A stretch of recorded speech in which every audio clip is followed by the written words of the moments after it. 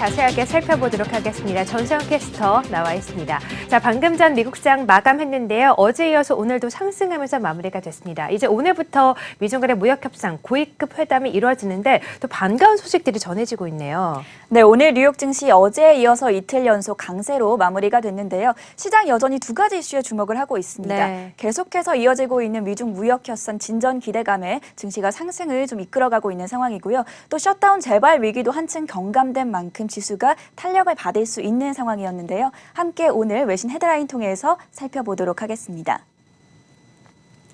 네, 오늘 뉴욕 증시 미중 무역 협상 기대와 셧다운 우려 해소로 어제에 이어서 이틀 연속 상승 마감했습니다. 시진핑 주석이 오는 15일 스티브 무누신 재무장관과 로버트 라이트하이저 무역대표부 대표를 직접 만날 것이라는 소식에 양국 협상에 대한 기대가 한층 강화됐죠. 여기에 주말에는 중국 정부에서 미국 대표단을 위한 성대한 만찬도 준비 중이라고 하는데요. 시진핑 주석이 직접 미국 측 대표단을 각별히 챙길 만큼 협상의 타결을 원하고 있다는 평가입니다.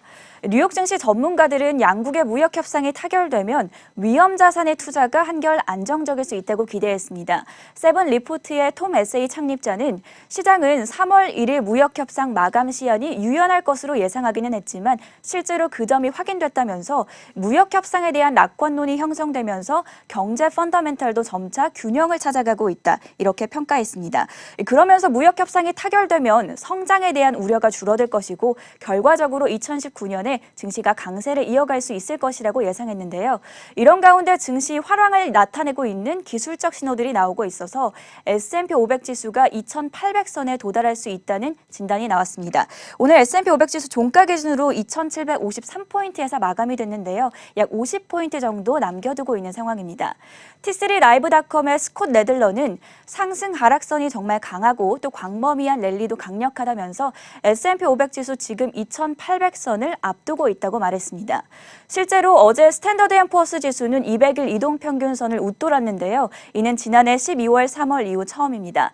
다른 전문가들도 S&P 500 지수가 심리적으로 중요한 2,700선을 안정적으로 넘어선 만큼 트레이더들의 자신감이 커지고 있다고 분석했습니다. 여기에 반도체 업종의 상승 추세도 글로벌 경기가 회복하고 있음을 알려주는 신호라는 진단까지 나왔는데요. 필라델피아 반도체 지수 올해 15%가량 상승했다는 점 함께 참고해 보시면 좋겠습니다.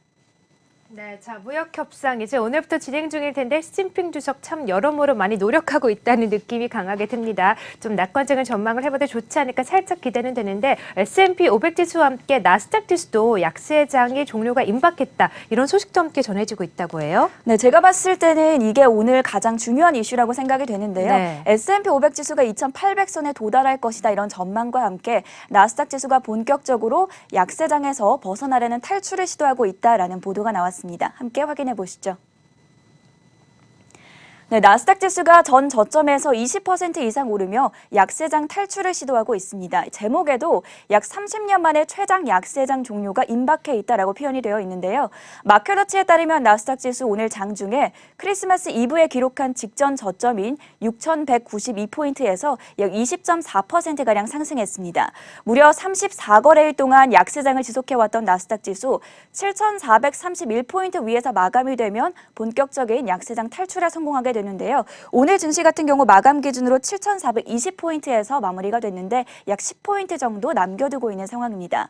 올해 들어서 나스닥 지수 12.1% 상승했는데요. 다우와 S&P 500 지수는 약세장에 진입하지 않았었고 최근 저점에서 10% 이상 올라와 조정 영역에서 벗어난 상태입니다. 나스닥 지수 상승을 이끈 것은 주요 기술주와 그리고 인터넷 관련 회사들이었는데요.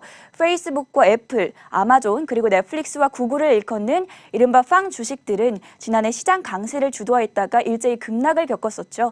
이번 반등은 다시 이 팡 기업들을 중심으로 이루어졌다는 평가가 나왔습니다. CNBC 그중에서도 지금 제목에 살펴보실 텐데요. 넷플릭스의 강한 성장세를 좀 특별하게 전하는 모습이었습니다. 전문가들은 넷플릭스가 지난 12월 저점에서 무려 55%나 급등한 이후 넷플릭스를 팡의 최고 주식으로 명명했다라고 보도돼 있습니다. 넷플릭스를 필두로 여타 팡 기업들이 급등한 덕분에 나스닥 지수가 약세장에서 탈출할 수 있었다는 분석입니다. 네. 자, 사실 작년 크리스마스 나스닥 지수 3대 주주 빵주들 모두 다 최악의 크리스마스를 보냈는데 두 달 만에 상황이 많이 좀 반전된 것 같습니다. 조금 더 지켜볼 필요는 있겠습니다만 어쨌든 긍정적인 신호들은 나오고 있는 모양이니까요. 시장의 흐름과 함께 잘 이슈들 체크해 보시면 좋겠습니다. 자, 외신 반응 전수영 캐스터와 함께 살펴봤습니다. 고맙습니다. 네, 글로벌 시장 상황 외신 반응 자세하게 살펴보겠습니다. 전소영 캐스터 나와 있습니다. 자, 글로벌 시장에서 좀 지긋지긋해도 가장 핫한 이슈는 미중 간의 무역 협상이 아닐 수가 없을 텐데 이제 오늘부터 고위급 회담이 열리게 되는데 아무래도 무역 전쟁 문제는 이 두 정상이 만나야 좀 해결이 될 것 같아요. 현재 분위기가 어떻습니까? 네, 이제 오늘까지 미중 차관급 협상이 이어졌고요. 이제 네. 고위급 협상이 시작이 되는데 그렇군요. 물론 실무진 협상 매우 중요하기는 합니다. 하지만 가장 중요한 건 이 맨 마지막에 있을 주인공들이죠. 그렇죠. 미중 정상회담이 가장 중요할 것이다. 여기에서 좀 타결점을 찾을 수 있을 것이다 라는 분석이 나왔는데요. 함께 외신 헤드라인 통해서 알아보도록 하겠습니다.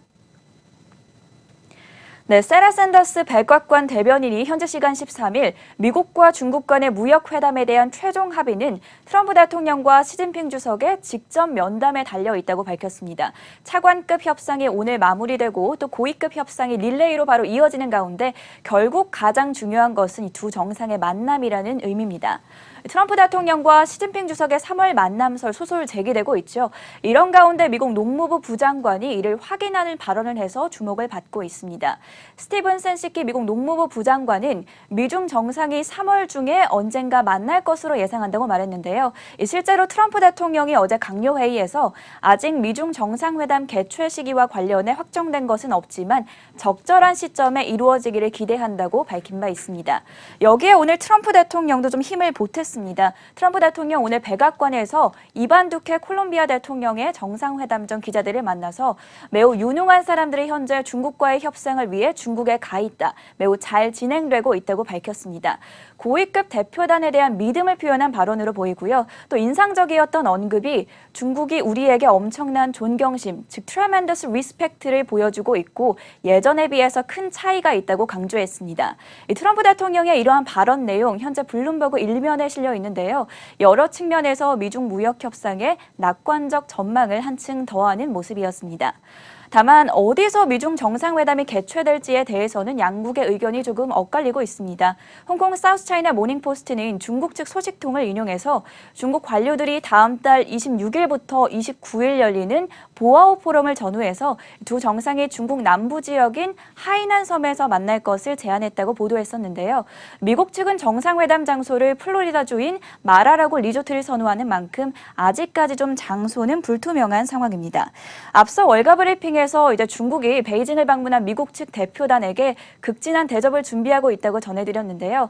양국의 협상 타결 의지가 큰 만큼 이번 릴레이 협상 과정에서 구체적인 틀이 좀 마련이 되고 또 마지막으로 미중 정상회담을 통해서 극적인 타결이 이루어졌으면 좋겠습니다.